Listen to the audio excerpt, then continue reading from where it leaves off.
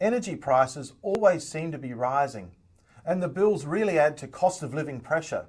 But what if you had 5 tips and even a bonus 6th tip that could very easily be implemented and would help you to save energy without compromising your way of life and without you having to make any upfront investments to get those savings?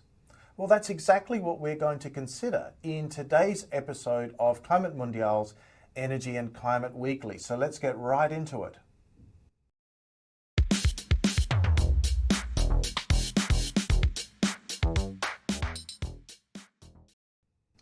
There is no doubt that energy prices are causing problems for a lot of people, whether that's in the home, business, or even on the road when it comes to maintaining a vehicle.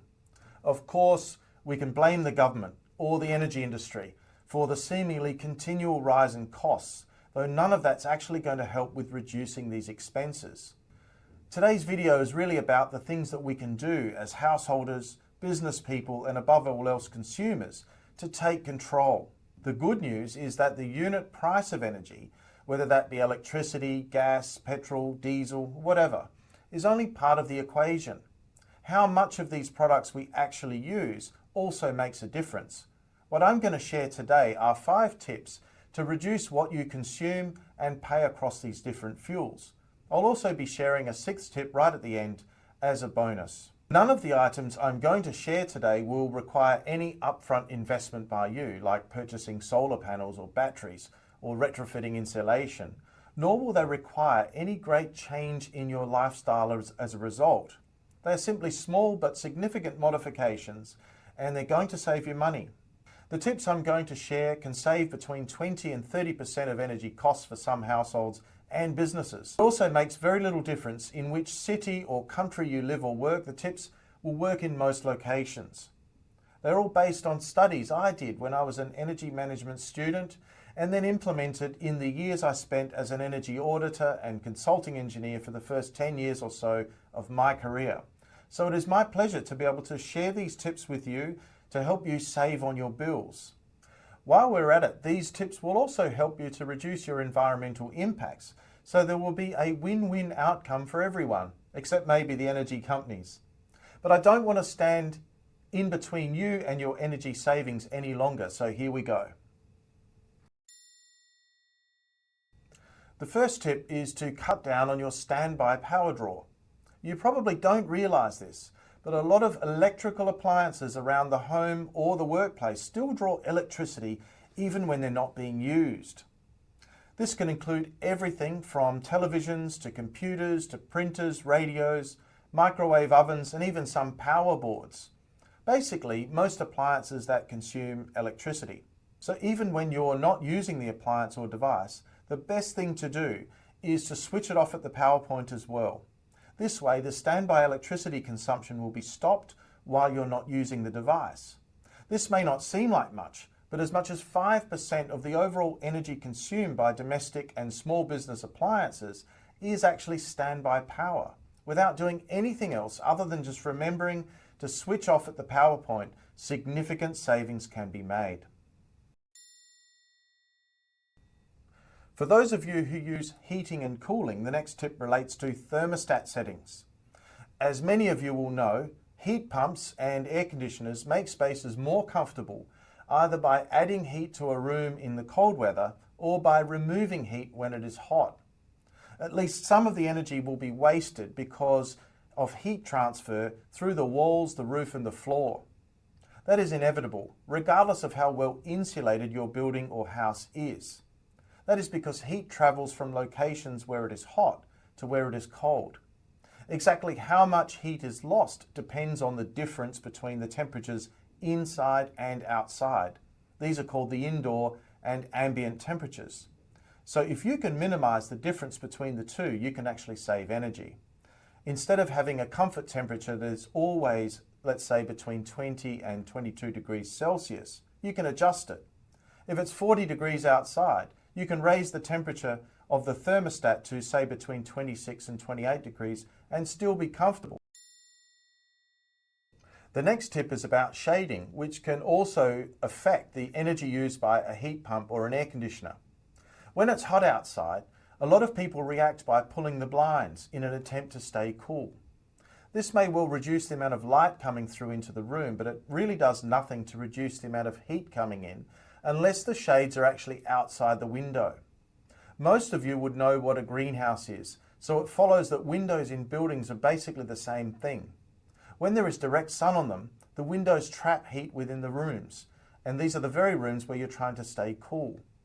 This heat has to be removed by the air conditioner or heat pump, and it increases the amount of energy that is used to keep a room at a given temperature.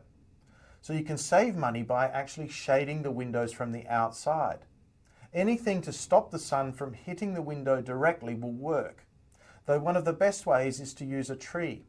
The best trees are deciduous trees, which will lose their leaves in the winter, and this will allow the sun in and will help to make your building more energy efficient when the heating is needed. Just a word here on location. If you're in the northern hemisphere, pay particular attention to shading on the southern side of your home or building. If you're in the southern hemisphere, it's the opposite. It's the north-facing windows that are the most important. The next tip is for your lighting. The most efficient lighting, which draws the least amount of electricity, is LED lighting, standing for light emitting diode technology. The next most efficient is compact fluorescent, and the least efficient incandescent. The difference in power draw can be as much as 30 to 60 watts, meaning that say 10 or 15% of your lighting costs can be locked up in the lighting technology that you're using. I'm not suggesting that you go out and change every single bulb in every light fitting right away. However, as and when bulbs fail and need to be replaced, try to find a compact fluorescent or even an LED alternative, making sure that they still match the light fittings that you've got. The next tip relates to your car.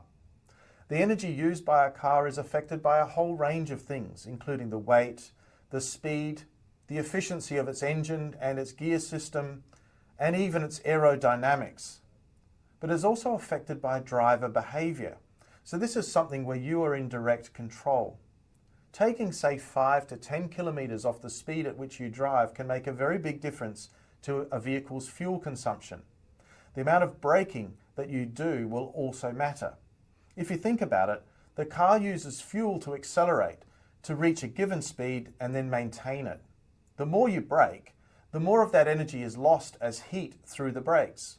If you drive a good distance behind the next car, plus you keep an eye on the traffic lights ahead, you can minimize how much braking is needed. Another tip is to keep your windows up wherever possible. Open windows when you are driving create aerodynamic drag. This resistance adds to the amount of energy the car must consume to maintain a given speed. None of these tips will require that you spend anything, and they will not come at much of a sacrifice to your driving. They will, however, help you to reduce fuel consumption by up to 20%.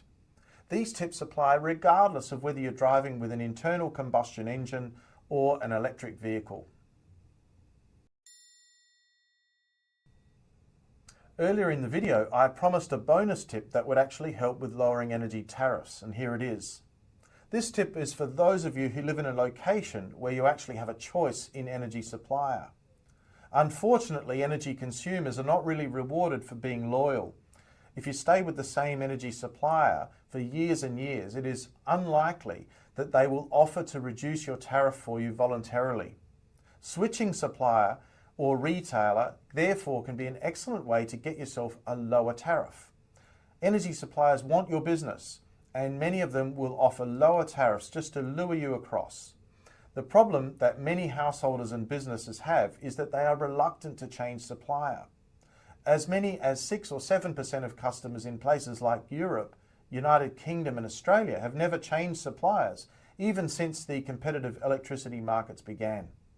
So if you live in a location where you do have a choice in supplier, why not go and ask 3 or 4 suppliers for a market contract proposal and see what kinds of prices you get back? So there we have it. 6 energy saving tips that do not need any upfront investment by you, nor do they require any kind of real lifestyle change as a result. They're simply small but significant modifications, and they're going to save you money. The tips I've shared are proven to save between 20 and 30% of household energy costs, and also in some cases for businesses. It also makes very little difference in which country or city you live. The tips will work in most locations. Let me know what you think in the comments below, and I'll share further tips on energy savings in due course. Thank you for joining me today, and I look forward to seeing you soon on the next episode of Climate Mundial's Energy and Climate Weekly. Bye for now.